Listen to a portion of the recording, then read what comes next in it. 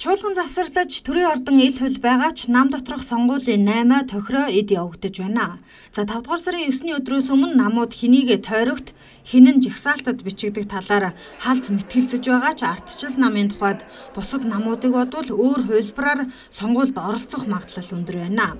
За тухайлах юм бол ардчилсан намын дарга энх болд Өвөрхангай аймагт нэр дэвших бол сайхан бэлэг ерөнхий сайд ээжинхээ төрсөн нутагт оронтод нэр дэвшнэ гэх яриа байна. За харин энэ нам дотор анхаарал татаж байгаа хүн бол ерөнхий сайд асан Алтан хуйг. Өөрөөр хэлбэл намын даргуулаад ерөнхий сайд тойрогт нэр дэвших бол намын жагсаалтыг хэн тэргүүлэх вэ гэх асуулт гарч ирнэ. Үүний хариулт нь шинжлэлийн засгийн газрын тэргүүн байх магадлал өндөр байгаа бололтой. Танаа намын тухайд намын дарга болоод ерөнхий сайдын тойрогт нэр дэвшнэ гэдэг мэдээлэл явж байна л да. Энэ юу н хэр үний юм бол энэ талаар яригдсан уу? Албан ёсны яриа бол байхгүй. Гэхдээ хэвлэл дээр гараад байгаа таамгуудыг бол би бас харсан.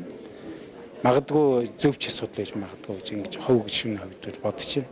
Үнэхээр одоо тухайн намын лидерүүд, намын дарга ерөнхий сайд, бусад одоо энэ арчилсан намын гол лидерүүд бол тойрогт дэвших юм бол бас илүү амжилт авчрахыг үүсэх арга байхгүй. Тэр одоо ерөөсөө шийдэгдэг байна. Миний байр суурь бол ерөнхий сайд, их хурлын дарга тийм үү? За одоо ерөнхий сайд байсан Алтан хуйг.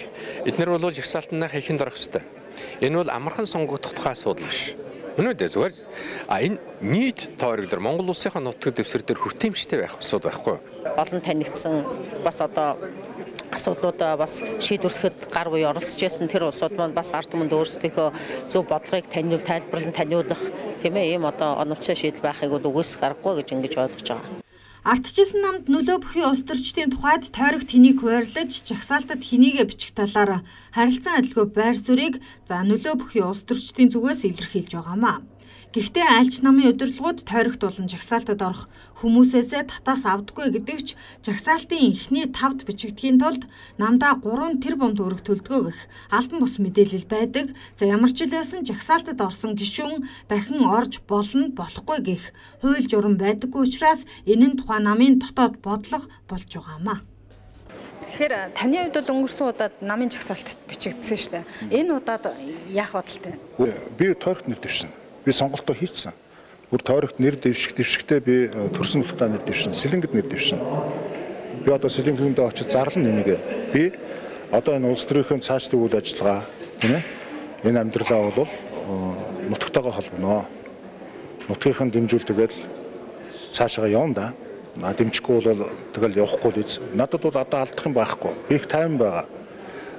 Ер нь бол улс төрийн одоо миний карьерч гэдэг юм уу те. Энэ бол хөрөх төвшөндөө би хөрсөн гэж бодож байгаа.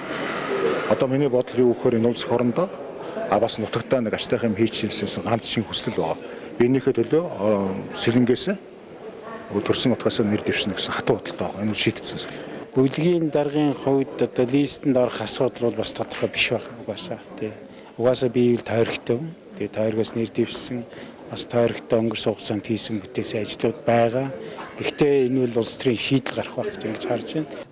Ер нь бол эдгээр өдрүүдэд нэр дэвшигчид тойргоор эргэлдэж сонгогчдоо тал засаад хэлжээ.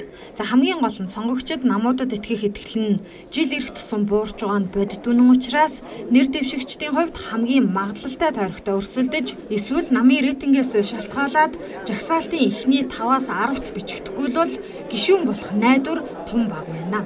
Баццэг Хурцаатар нар мэдээллээ.